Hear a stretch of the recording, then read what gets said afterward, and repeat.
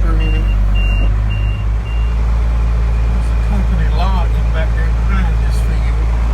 And as you can see on the ends we left, you can see the tracks in the ground. The ground's still pretty wet. But we gotta get it made while we can so we can get fertilizer and stuff back on it. Try to make a decent second cut. You can see the dust coming off of the baler, but at the same time, look at the ground right here. We're probably gonna make some tracks right here also.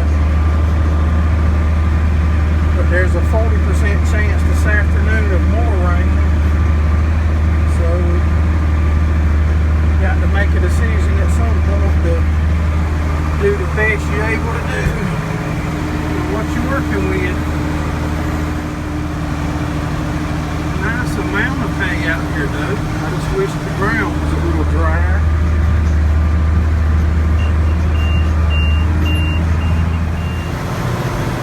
Got something going on with my tire. When I engage it, trying to bail, it won't go. But I can get out in time I touch that arm, it takes off. I reckon it might be they don't want me getting too used to the air conditioning, I reckon. Let's see if it does it this time. Alright, let's engage it. See, it goes back about an inch. I don't know if y'all can see that or not. Now it's back forward. That goes right there. Down just a second and get out there and show you what it does. Let's walk out there. Look how easy it takes off without my touch.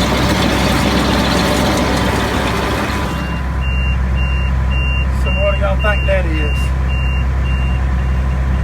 So pretty much every bell that's making me get out and touch that arm for the tie. Other than the tire on the baler giving us a little trouble, everything's going good. There's our monitor. You very rare have to drive left or right, as long as you just straddle the windrows. Pretty much center. You might see left or right once or twice a day, that's about it. Good sized windrows. I don't know if you can tell on camera or not.